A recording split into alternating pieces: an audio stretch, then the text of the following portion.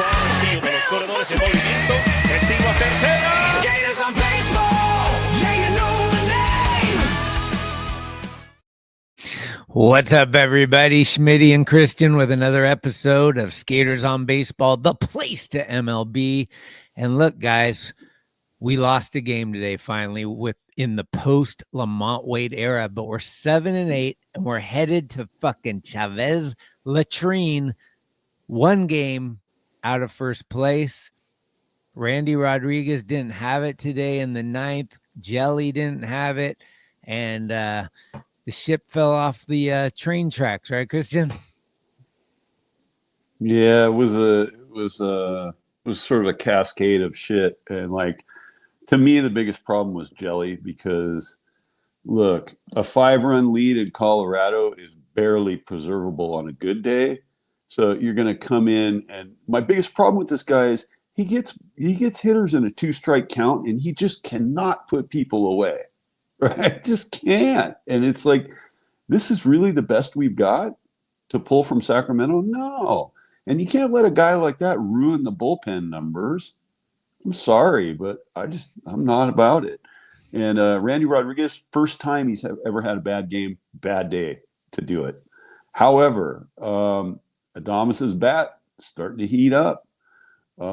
He's still getting burned on that low outside pitch, but he had some loud contact in the series and the home runs, and I think it's starting to happen.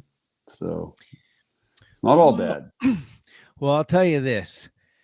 Chapman going down with a 10-day injury right as we're about to go into Chavez Latrine. A bad hop today for Casey Schmitt, and Patrick Bailey going off on the IL as well. I wouldn't say that's lucky, Glenn. That's called unlucky. So there's a lot of luck involved, but there's also a lot of unluck, and this is baseball. So get over the word suerte, as we say in Spanish. Lucky, nah, win. There's no pictures in the end of the year. There's no pictures next to the wins and losses showing you how it was done. It's just wins and losses. And I am claiming 86 minimal. Dude, we got 40 wins and we got like 97 games left. Like, we're probably going to be in the 90 win zone. That would be great to get into that territory. I mean, you know, the record is what it is. The Giants have been playing just good enough baseball to win games. And, with a little bit of that unluck and just guys are going to make errors every once in a while. That's the reality of it. I mean, that hop just ate up Schmitt today, and it's like nothing you can really do. You take 2 out of 3 in Colorado. Even though Colorado is floundering, it's like they got some good players. It's not like they're all schlubs, right? I mean, Tyro was red hot today. They had some stuff going on, right?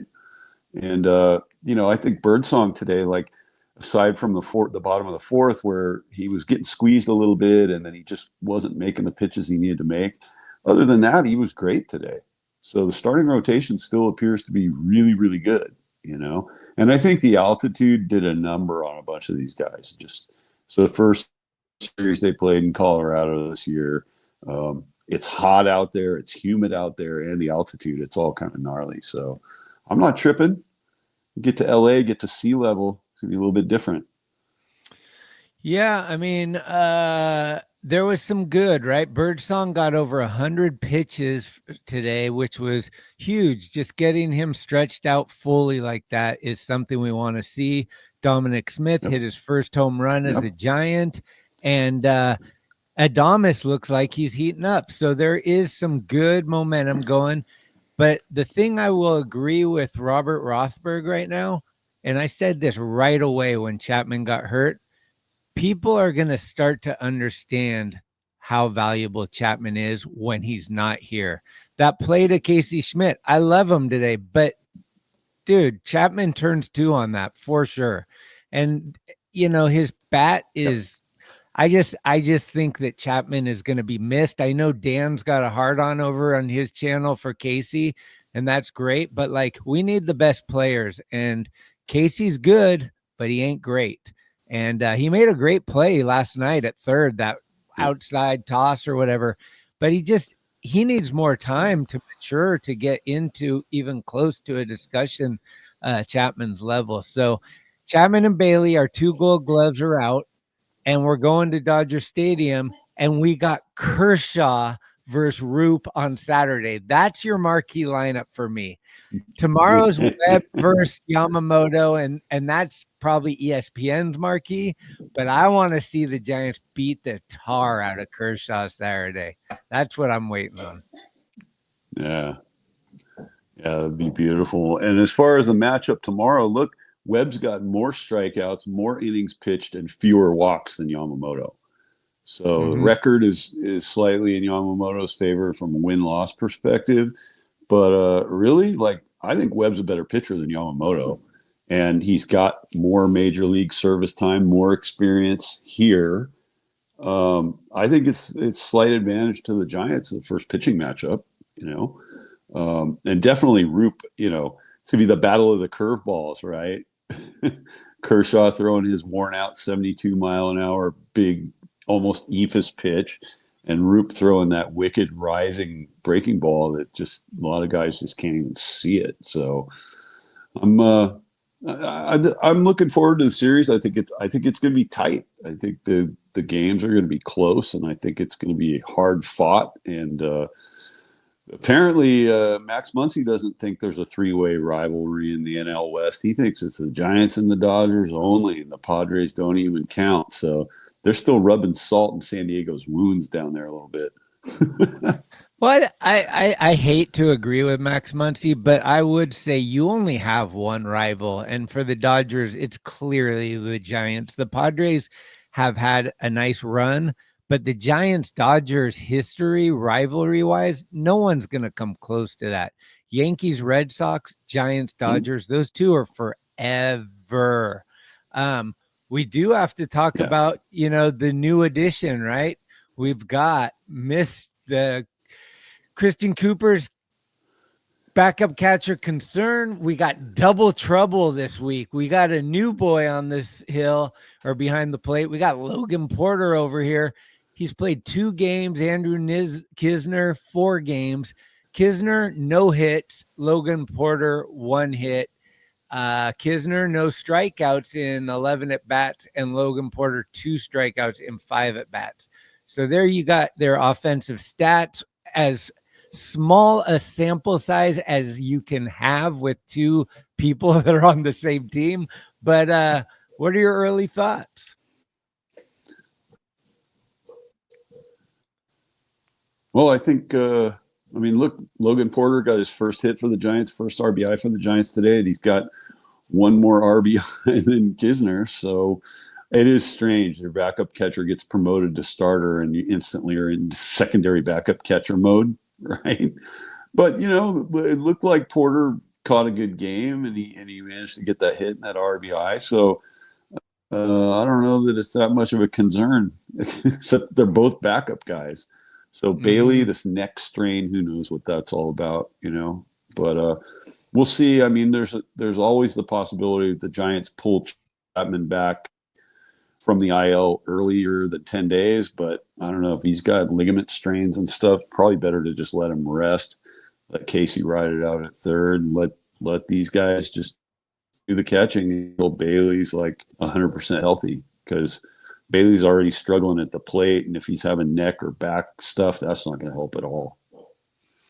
Yeah. Well, I mean, Chapman already said I think he's going to go on the 30-day. He said he's probably not going to play again till like January or July. I mean, it's more serious than they first thought it was. He's got ligament damage, and that takes more than a week, and there's no way he's playing against the Dodgers this weekend. That's for sure. So I was laughing because I was texting with you the other day, and I said,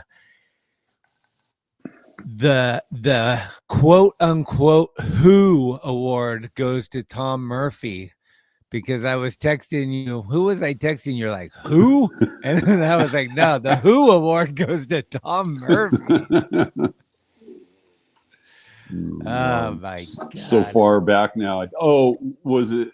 I can't even remember, but yeah, it's the catcher thing is just weird this year, and injuries. Like I said, I think if you're going to have injuries, you'd rather have them this part of the year than going into August, September, and playoff run, and all of a sudden you got guys dropping like flies. That's always not good, So I'll take it now if we don't have it later, For sure. and nothing too serious, even if we're going to have it. So, anyways, I mean, I liked what I saw of the Giants in the series, even though today's game, the pitching just kind of went south later innings. But yeah, guys were hitting, guys were running. The pickoffs on base are still. They got to clean up the base running game for sure. It's been pretty dicey out there, and I don't want to see guys get picked off. It's enough. Don't do it. I like Hector Sanchez is still in Sanchez. playing shape. Yeah. Yeah. Ibrahim, I think, is going to join us for a little bit Sunday for the Dodger post game. We'll have a little all right. Sounds excitement. Good. Yeah. I think it'll be fun to have him in, and hopefully we'll have won the series. I'd be super surprised if we swept them, but I'm really hoping we can win 2 out of 3. Yeah. Anything's possible. The Dodgers, they haven't been that potent lately. They've had a couple of games where they put up a lot of runs, but other than that, they've been kind of struggling, and like you've brought up repeatedly, their pitching staff is just depleted. They don't have a lot going on, and they've got guys in the bullpen that are totally suspect game to game. You never know what you're going to get. One game, a guy's going to be lights out. Next game, he's just going to be coughing it up. So,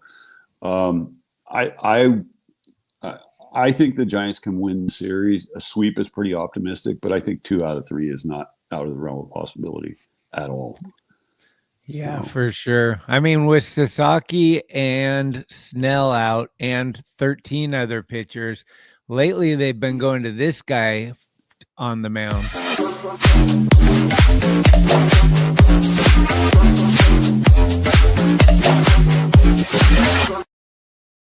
So look out he pitched like 3. I think he pitched 3 innings the other night. They are hurting, man. I mean, even just throwing Kershaw is not in Kershaw form, I don't think. I wish that it could be Kershaw versus Verlander, though. God, that would be amazing. Yeah.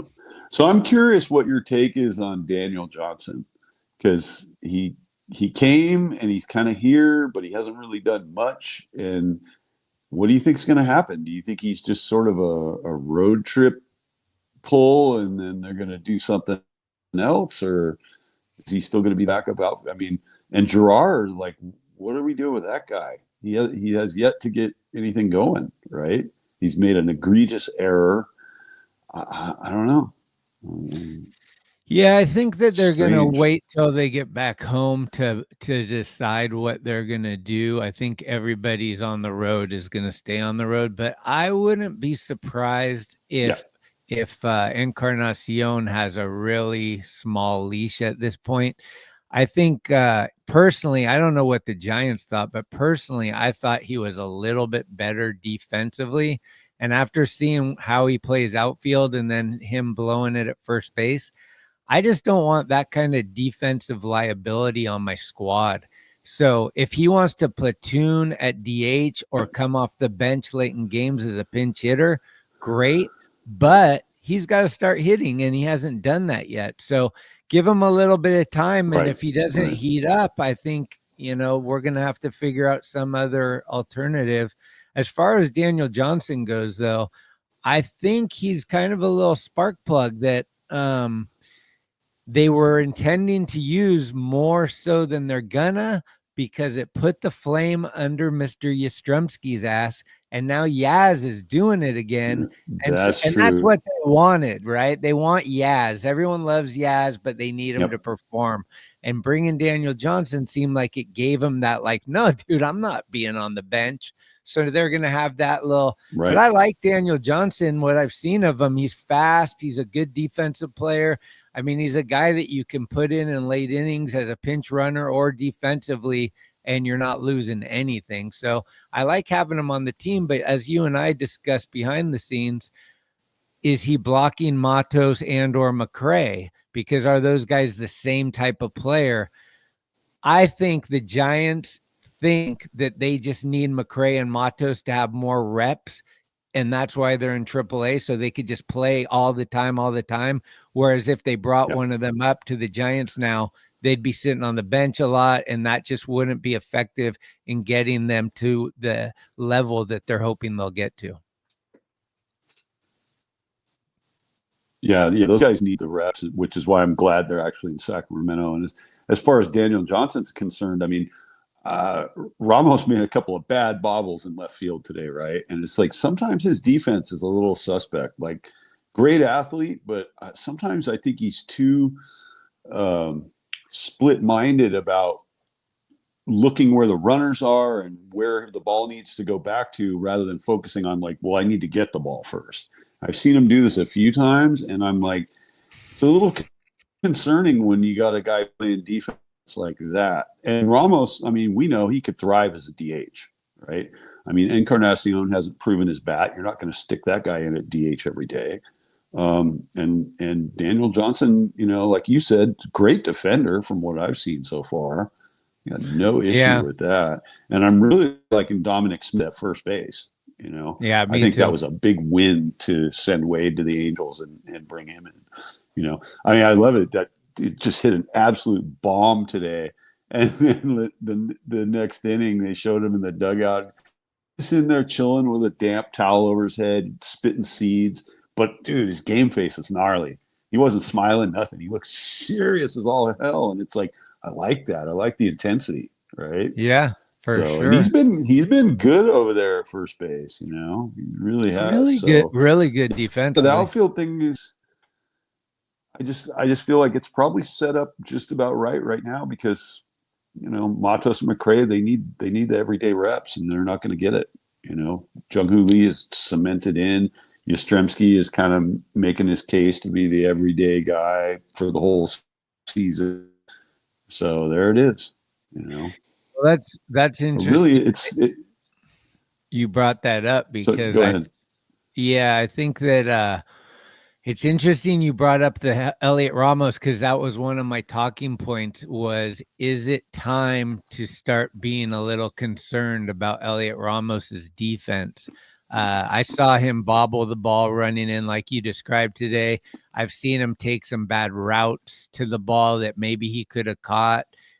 Probably for sure McRae would have caught. I don't know about Matos defensively, if he's that much better or worse than Ramos, but I know that if we had McRae, Daniel Johnson, and what's his name, Jung-Hoo Lee, that's a really good defensive outfield, but offensively it might not be up to speed with what we need. So I just don't think anyone's going to DH though, while we have Wilmer on the team.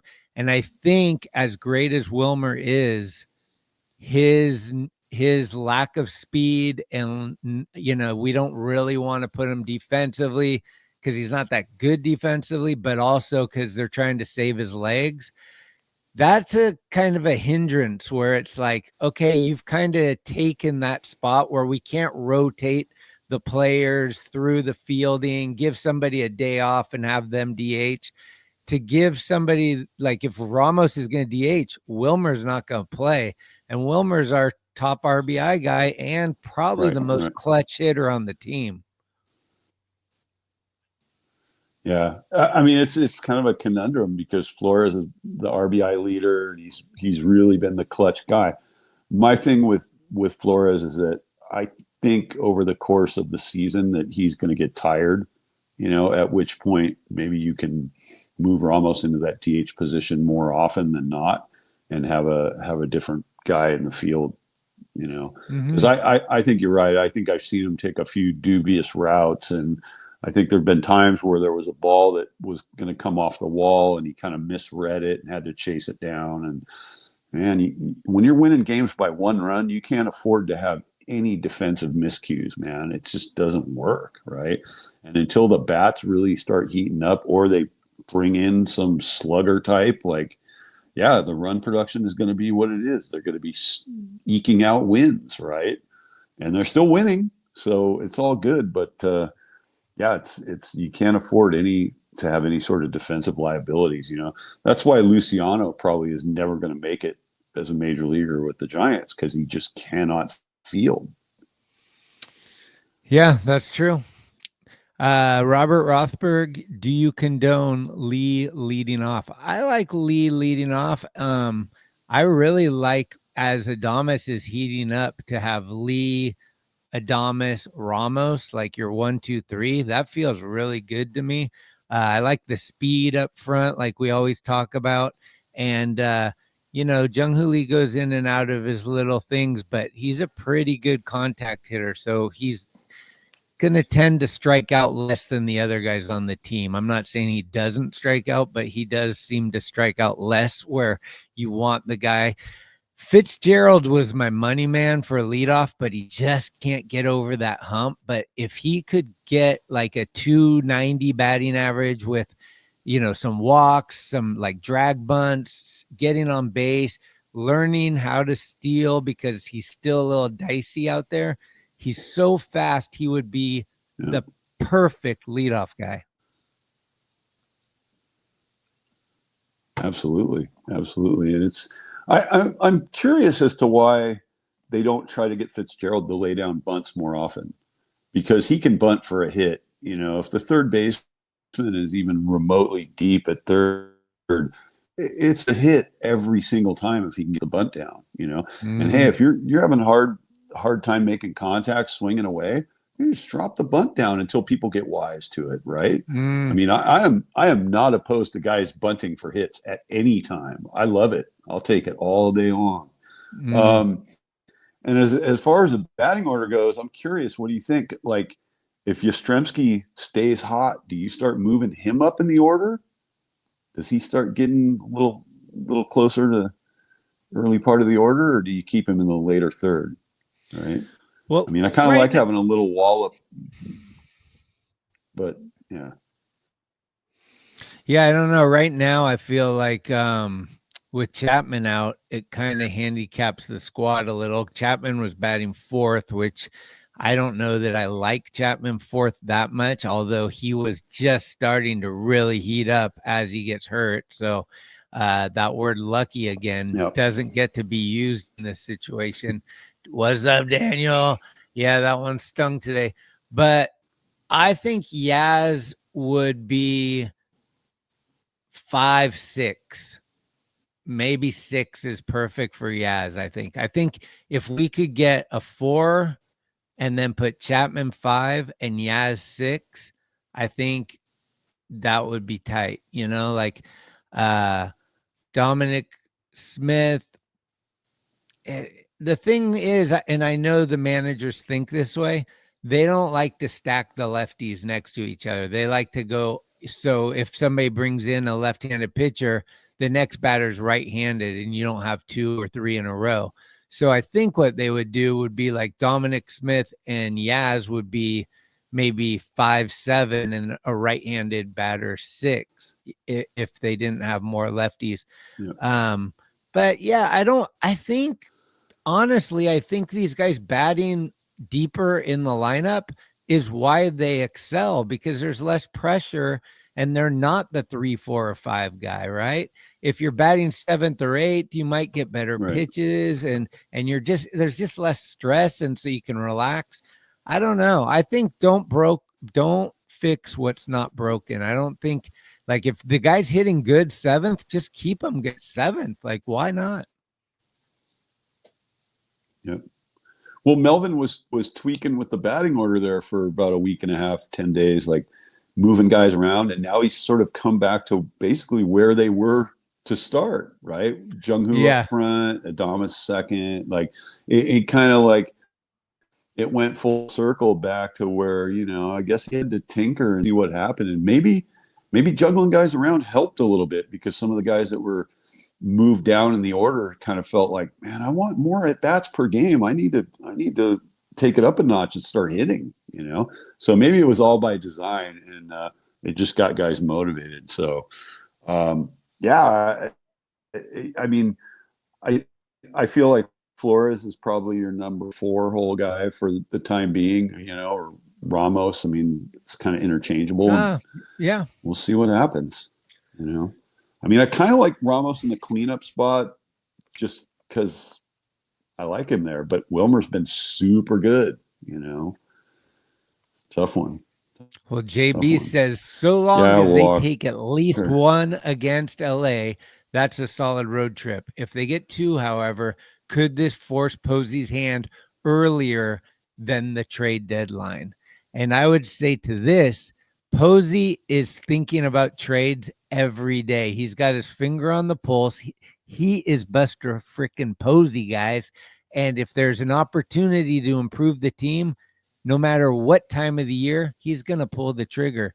I think getting rid of Lamont Wade was probably the toughest thing he's going to have to do all year. And now that he's done that, it's kind of like I always joke, the guys come in their first season on the team. They come in and they sign autographs every day.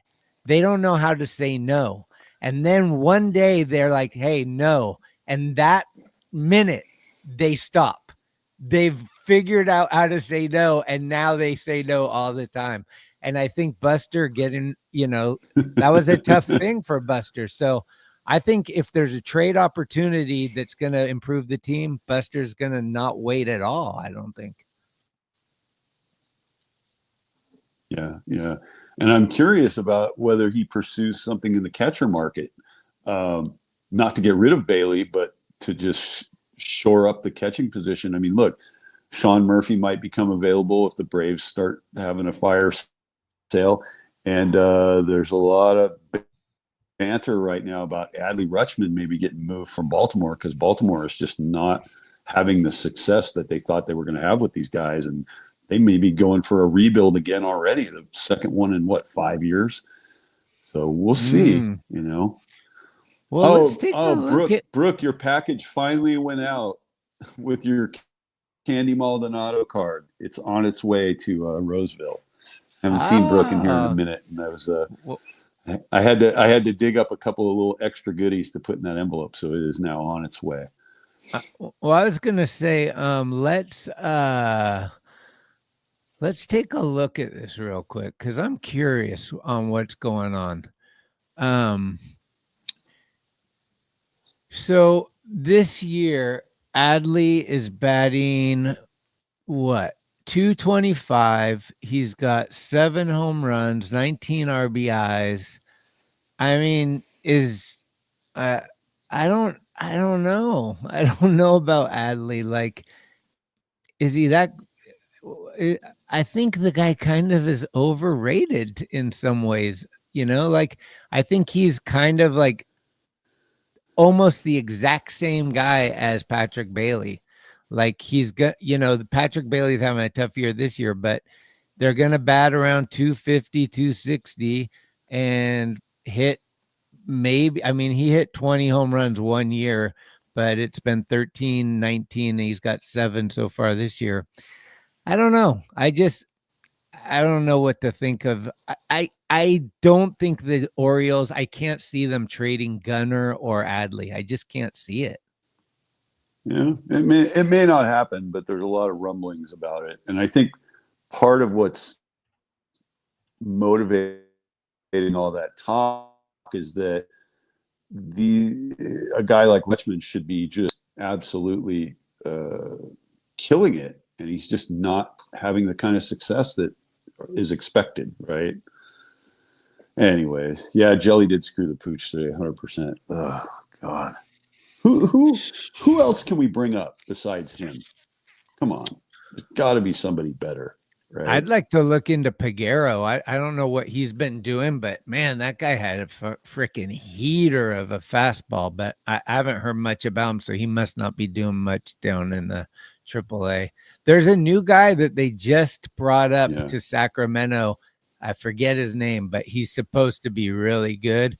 And I could see us seeing him before the season's over. I forget his name. I could look it up I should look it up. All right. Yeah. Well, hopefully that moves soon. And I'm a total coin flip on Bivens right now. I feel like we've seen great innings eater Bivens held it down, and then we've seen like oh shit Bivens where it's like he doesn't know where the ball is going, and then he's just serving it up, and it's just a liability. So. Well, you I don't did know see about that him. they brought Kind of 50-50 forever on it, but giant Jelly's back got to go. Scott Alexander. And oh, good Lord. In a Rockies uniform, no less. He was a Dodger, forever Dodger Scott Alexander, right? Yeah, he was on Giants for a year or so, but the guy's name I was talking about was Trent Harris. Look for Trent Harris in the future. Okay. Yeah, and I think Peguero had a great spring, so we'll see if they're just sort of like getting him polished up, and we're going to see him. And nobody should fret about Randy Rodriguez. I think pitching in Colorado did a number on him today, but next time out he's going to be solid, guaranteed.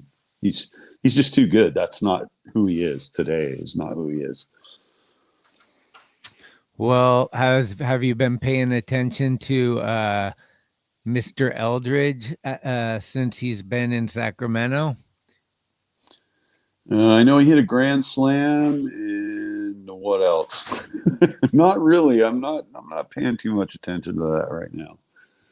Yeah, he is he's kind of struggling a little bit over there. He's been striking out a bunch. He's got 7 games under his belt, 25 at bats, and he's got 1 home run, 7 RBIs with 9 strikeouts, batting $120. So Bryce, we've been saying it since spring training.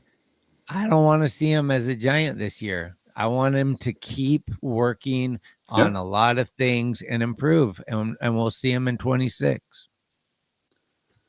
Yeah, and it's definitely to the Giants organization advantage to keep him there because, if he has trade value at some point, if they throw him into the major leagues and he's awful, then his trade value just sinks right out of the gate. Everybody's excited about him, number 1 prospect, this and that. That's all great, but like you got to be thinking about the future. Is like either A, he got to become an everyday player for the organization, or B, is he going to be the guy who has enough trade value that you get something really turned? As far as I'm concerned, Eldridge hasn't proved to me that he's untouchable as a trade piece. I don't know how you feel about that, but I honestly think like he's not untouchable. Even though there's people out there in other realms who are like, oh my God, they could never trade this guy for anything, anybody. Like, come on, man. Yeah, I agree. I think everybody's available except for Logan Webb. So everybody stop talking about that. Val, how are you, my brother? Good to see you in the chat. Yeah. So what we're gonna have a guest pod tomorrow with a Dodgers fan. I don't know if everybody in here knows about that, right? Yeah. I think so. Yep. It's still on. Cool. Kelly Hart, pro skater and host or co-host of the 9 Club, is going to be joining us before the Dodgers series, so we can get into it. Giants, Dodgers, rivals. See what the thoughts are down there. I know there's a lot of other things going on in LA in those neck of the woods, but the Dodger fans are going to come out swinging when it's Giants Dodgers. We always do. I mean, it's going to be full house. You can guarantee that.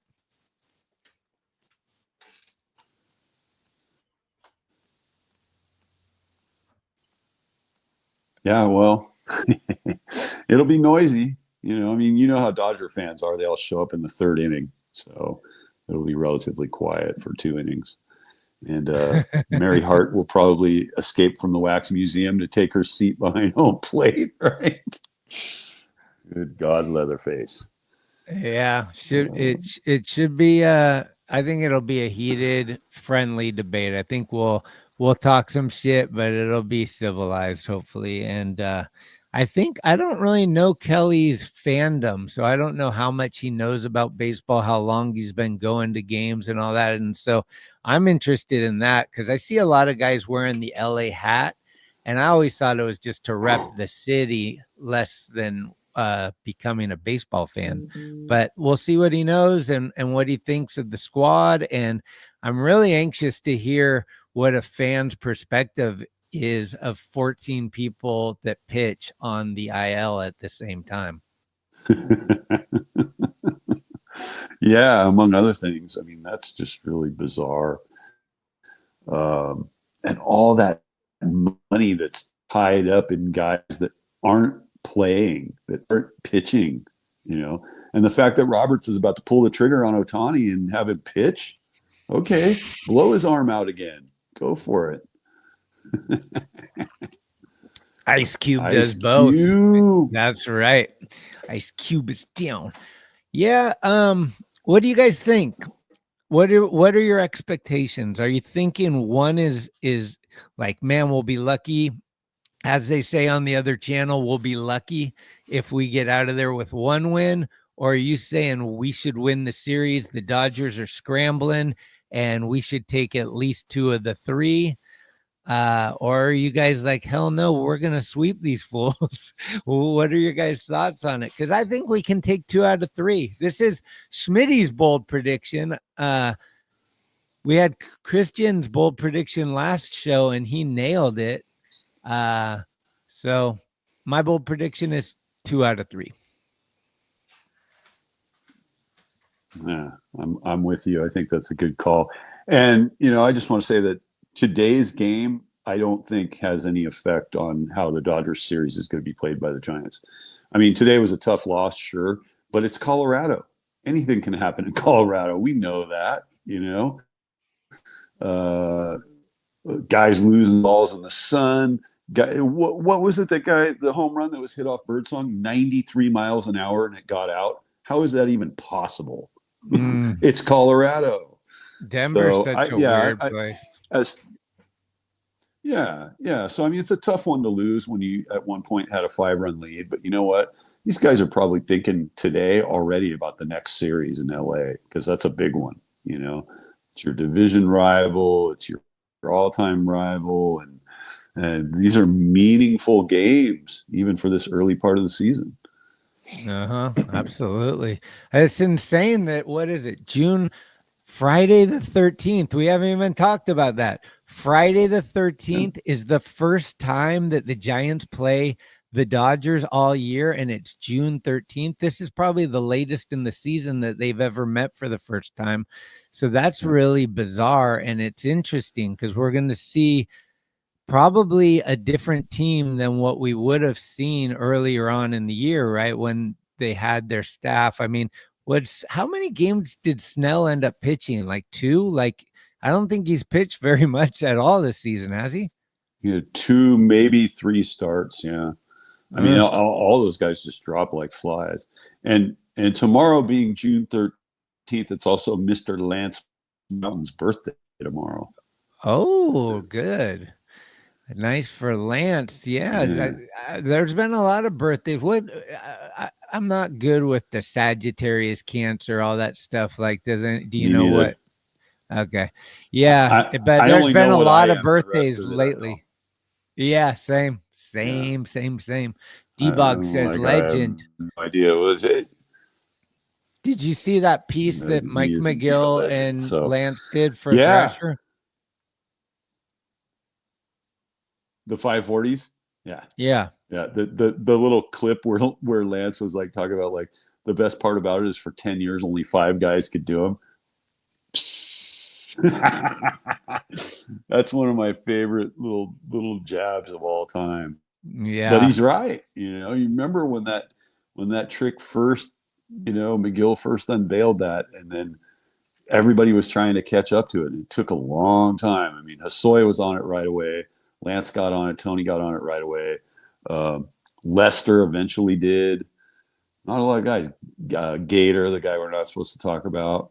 It's just a handful for a little while, right? Yeah, it took forever for Cab to get one. Yeah. Let's have you seen that Bones Brigade documentary? You ever watch it? Yeah. Oh, go ahead. Let's answer Robert Rothberg's question. Kind of crappy. We got a little delay on Christian's thing again, but Robert Rothberg has one question, and he says, "Are we impressed with AAA stats?"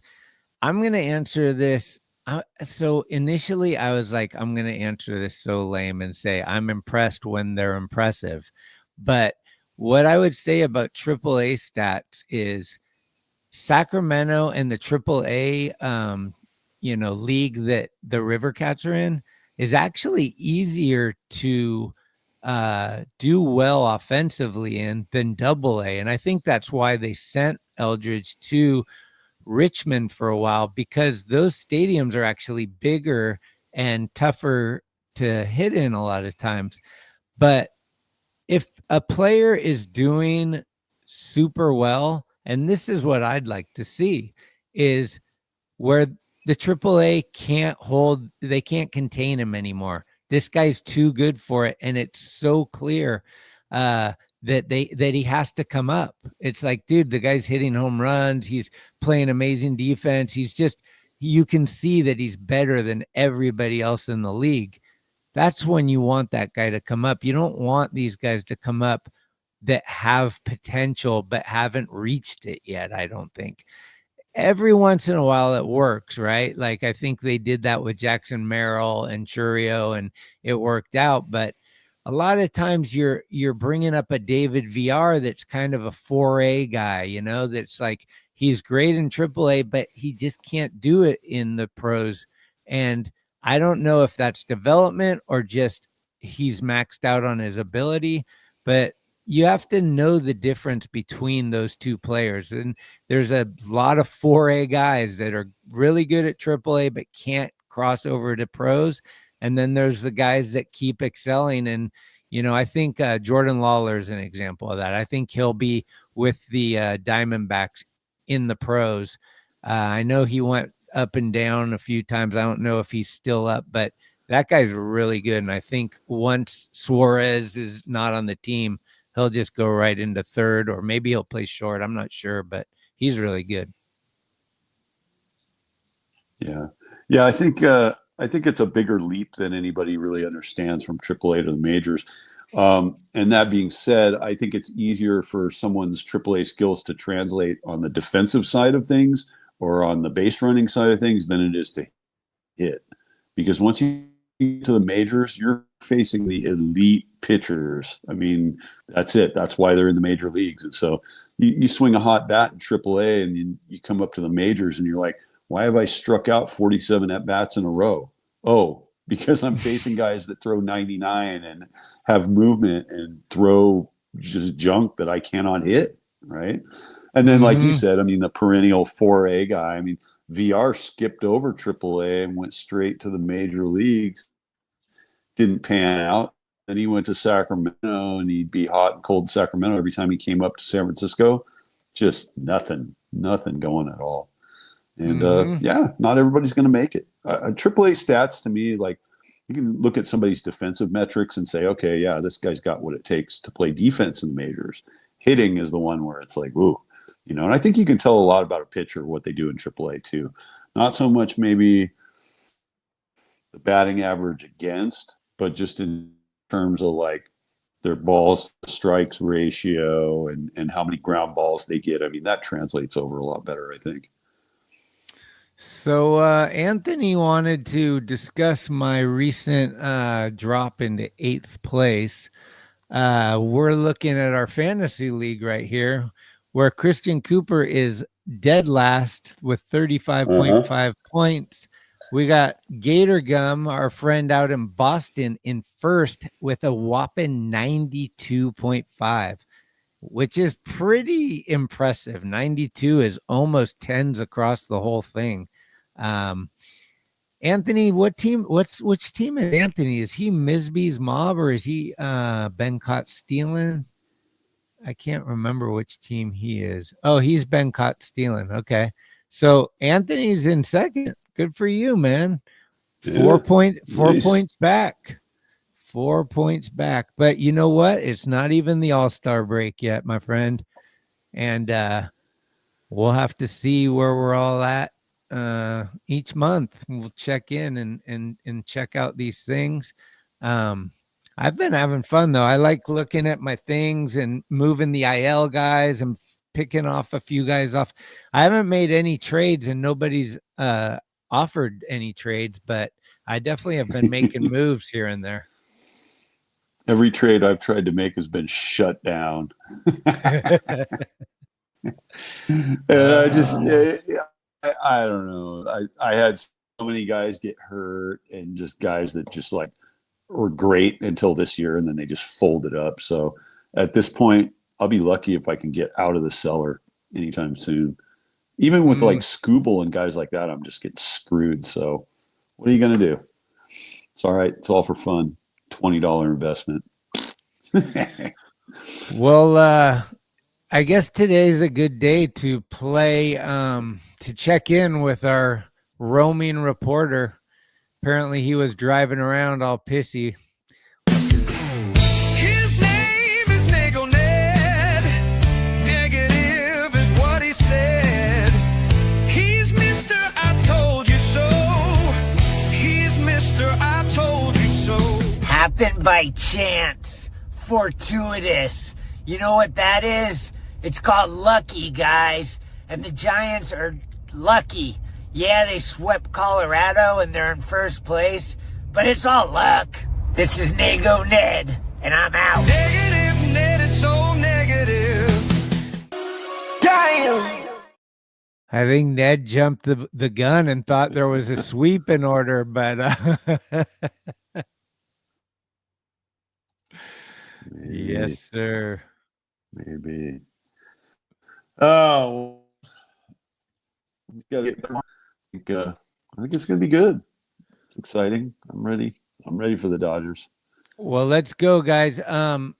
Check in with us. We're going to be doing a couple episodes for this Dodger series. So we'll have one tomorrow and we'll have one Sunday, and hopefully we'll have a series win.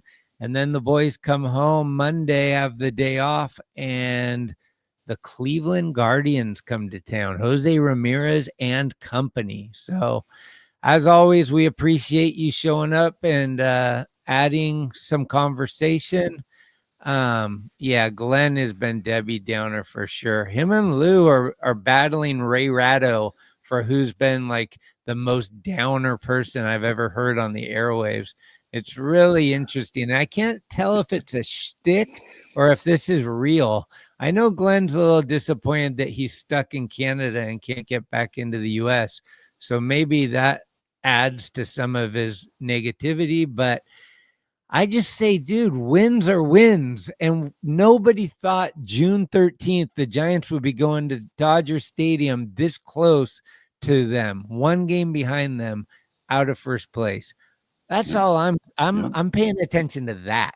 I don't know what happened to get us here. I'm just stoked we're here. So let's keep moving forward and appreciate the wins.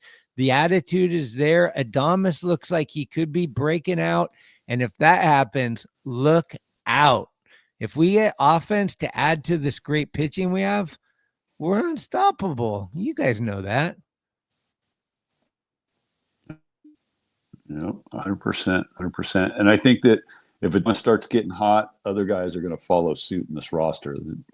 People are going to start stepping it up, because he's the guy that's keeping everybody on an even keel emotionally and psychologically, and he's cheering everybody on. So when he gets it going, other guys are going to follow for sure. Brooke, I agree with you. Webb Yamamoto, that's your marquee. But for me, I can't wait to see Roop versus Kershaw. Saturday is going to be big fun because I think the boys are going to just They're gonna knock Kershaw out in like less than 4 innings. That's my bold prediction.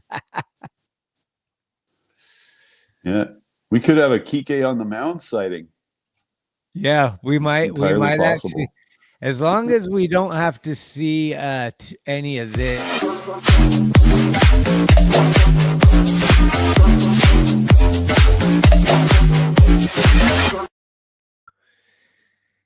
The less of that we see, the better the whole experience is going to be. Thank you guys. I'm ready to get out of here. It's dinner time, and I've been up since way early. Yeah. We've been pouring concrete out by the beach, making a skate park, and so I've been doing some early days. I'm ready to wind down, and maybe I'll check in with you later on some of the other shows. Otherwise, check out, look for an alert tomorrow. We're not exactly sure on the timing yet, but we're probably maybe 2:30ish is what I'm guessing.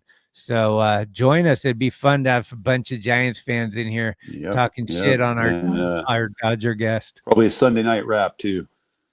Yep, Sunday night wrap as well. So peace in the hoodie, Sam Goody, and remember, Ice Cube does both. Peace out. Thanks for listening to this episode of Skaters on Baseball. If you liked what you heard, please spread the word, give us a good review, or hell, blow us up on your social media if you're down.